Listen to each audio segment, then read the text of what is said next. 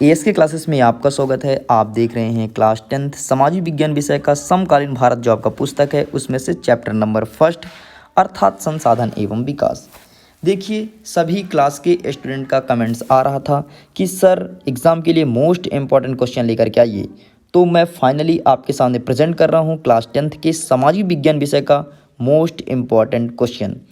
अब ये series start हो ही गया है, तो सीरीज में आप जुड़ जाइए। ये मेरा पहला वीडियो है। सभी विषय का जितने भी महत्वपूर्ण प्रश्न है, जिस जिस प्रकार से आपके एग्ज़ाम में पूछे जाएंगे, हर एक चीज़ मैं कवर करूँगा। और अगर कोई भी स्टूडेंट इस सीरीज़ के पूरे वीडियोस को देखता है तो यकीन मानिए 80 में से 80 नंबर आएंगे, उसको लाने से कोई नहीं रोक सकता है। तो चलिए सबसे पहले हम समझ लेते हैं ब्लूप्रिंट क्या है हमारा। एक चीज़ और मैं आपको कंफर्म कर देता हूँ, जितने भी क्वेश्चन मैं लेकर के आऊँगा पूरा ब्लूप्रिंट बेस्ड रहेगा।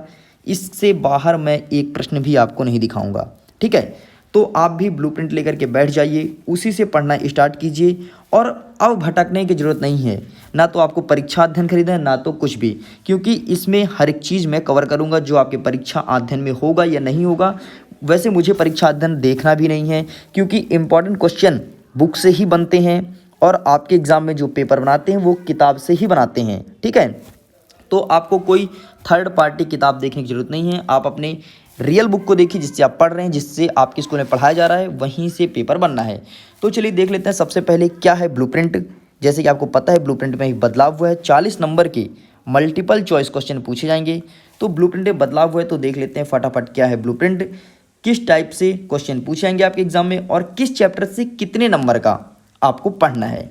तो चलिए इसको मैं थोड़ी जूम कर देता हूँ। जैसे ही इसे मैं जूम करता हूँ तो सबसे पहले आपके सामने देखने को मिलेगा समकालीन भारत भूगोल का किताब। इसमें चैप्टर नंबर फर्स्ट संसाधन एवं विकास। आप देख सकते हैं यहाँ पर आपके एग्जाम में 4 नंबर का प्रश्न पूछा जाएगा। 1 नंबर के 2 क्वेश्चन रहेंगे और 2 नंबर का 1 क्वेश्चन रहेगा आपके फाइनल एग्जाम में। इसके अलावा आपके अर्धवार्षिक परीक्षा में ब्लूप्रिंट के हिसाब से ही क्वेश्चन पेपर डिज़ाइन किया जाएगा और वार्षिक परीक्षा में भी किया जाएगा। इसके अलावा जो आपका त्रैमासिक परीक्षा हुआ है उसमें भी आपके ब्लूप्रिंट के हिसाब से ही पेपर डिज़ाइन था।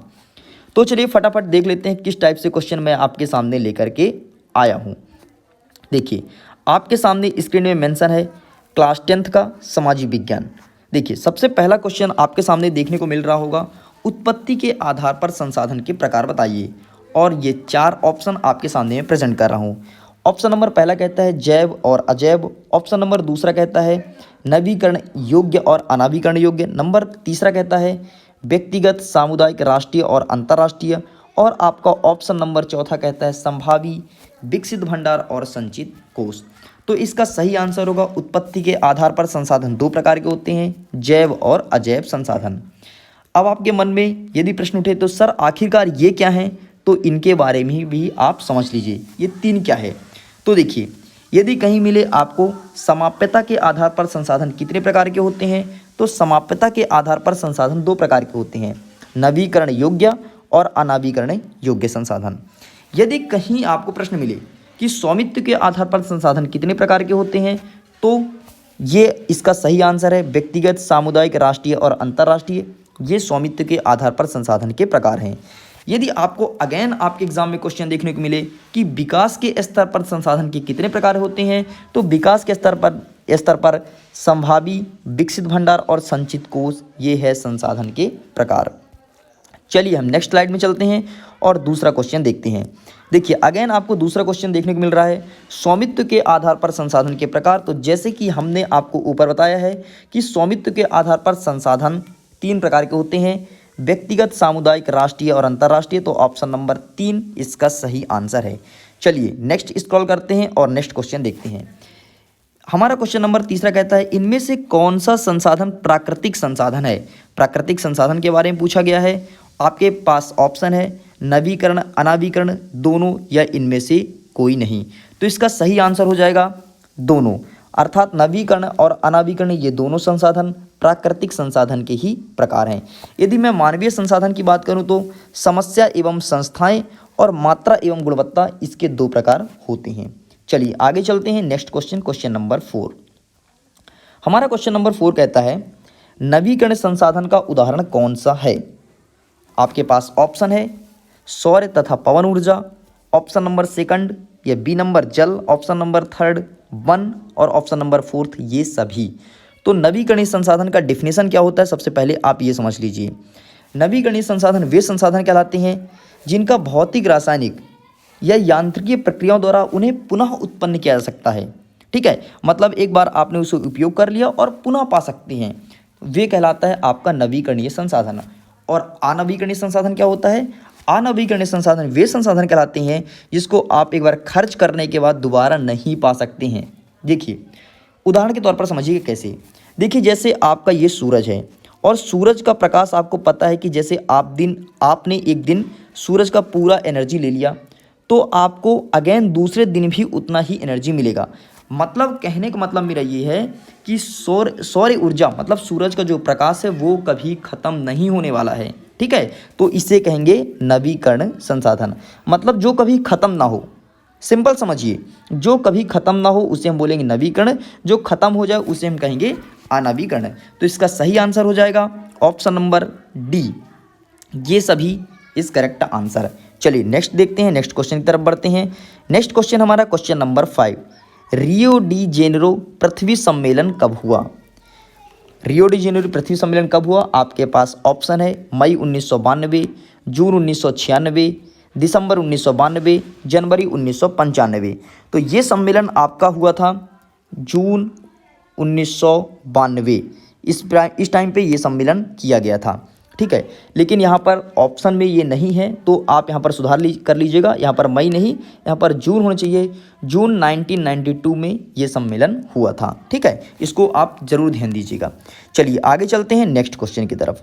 हमारा नेक्स्ट क्वेश्चन कहता है, और ये बहुत ही बेहतरीन क्वेश्चन पूछा गया है, भारत में कितने प्रतिशत भूभाग पर मैदान पाया जाता है।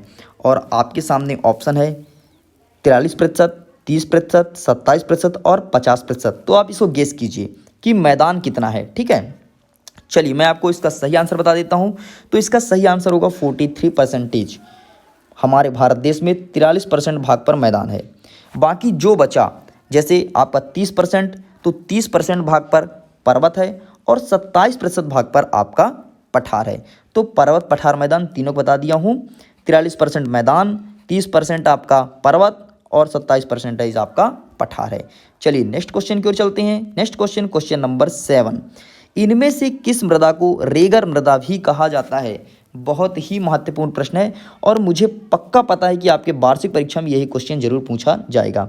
तो रेगर मृदा किसे कहते हैं, तो हमेशा काली मिट्टी को रेगर मृदा कहा जाता है। चलिए आगे चलते हैं नेक्स्ट क्वेश्चन, क्वेश्चन नंबर 8 की तरफ। पुरानी जलोढ़ मिट्टी को अन्य किस नाम से जाना जाता है। तो देखिए आपको पता है कि जलोढ़ मिट्टी दो प्रकार का होता है, पहला जिसे कहते हैं आप बांगर और दूसरा जिसे कहते हैं आप खादर। तो यहाँ पर पूछा गया है पुरानी जलोढ़, तो पुरानी जलोढ़ को हमेशा बांगर कहते हैं, बांगर मतलब पुरानी जलोढ़, और नवीनतम जलोढ़ को हमेशा खादर कहते हैं। तो इसका सही आंसर हो जाएगा बांगर, इस correct answer, option number A इसका सही आंसर होगा। चलिए आगे चलते हैं। ये अब आपके ये क्वेश्चन मैं आपके बुक से उठाएं तो इसको मैं थोड़ी जूम कर देता हूं ताकि आप स्पष्ट रूप से देख पाएं। लौह अयस्क किस प्रकार का संसाधन है। आपके पास ऑप्शन है नवीकरण योग्य, जैव, प्रवाह या अनवीकरण। तो इसका सही आंसर होगा ऑप्शन नंबर घ, अनवीकरण, यही इसका सही आंसर है। आगे देखते हैं क्वेश्चन नंबर 2। हमारा क्वेश्चन नंबर 2 कहता है ज्वारीय ऊर्जा निम्नलिखित में से किस प्रकार का संसाधन नहीं है। तो ज्वारीय ऊर्जा, इसका सही आंसर होगा ऑप्शन नंबर ए, पुनः पूर्ति योग्य, ये इसका सही आंसर है। आगे देखते हैं क्वेश्चन नंबर 3, पंजाब में भूमि निम्नीकरण का निम्नलिखित में से कौन सा मुख्य कारण है। तो इसका सही आंसर होगा अधिक सिंचाई। अधिक सिंचाई होने के कारण या अधिक सिंचाई करने के कारण पंजाब में भूमि का निम्नीकरण हो रहा है। आगे देखते हैं क्वेश्चन नंबर 4, निम्नलिखित में से किस प्रांत में सीढ़ीदार खेती की जाती है। तो देखिए सिंपल सा यार, आप यदि पहाड़ी क्षेत्र से हैं तो वहीं पर ही सीढ़ीदार खेती की जाएगी, कहीं भी मैदानी क्षेत्र में सीढ़ीदार खेती नहीं होती है। यदि आप बिलोंग करते हैं उत्तर प्रदेश, पंजाब या फिर हरियाणा या मध्य प्रदेश से, यहाँ पर पहाड़ पर्वत कम है तो यहाँ पर सीढ़ीदार खेती नहीं कर सकते हैं। लेकिन उत्तराखंड आप जाएंगे जहाँ आपका केदारनाथ, बद्रीनाथ है, वहाँ पर हमेशा या ज़्यादातर आपको सीढ़ीदार खेती देखने को मिलेगी। तो इसका सही आंसर होगा ऑप्शन नंबर घ, इस करेक्ट आंसर। तो ये रहे पूरे MCQ जितने भी इम्पॉर्टेंट हैं आपके इस चैप्टर से पूरा मैं लेकर के आ गया हूँ। इससे बाहर एक भी प्रश्न आपके एग्ज़ाम में नहीं पूछा जाएगा। पूरे महत्वपूर्ण 1 नंबर के कंप्लीट होते हैं। अब मैं 2 नंबर का भी लेकर के आऊँगा और 2 नंबर का क्वेश्चन अपलोड कर दूंगा, तो फाइनली फिर आपका ये चैप्टर पूरा कंप्लीट हो जाएगा। तो मिलते हैं आपसे नेक्स्ट वीडियो में। अभी के लिए bye and thank you very much.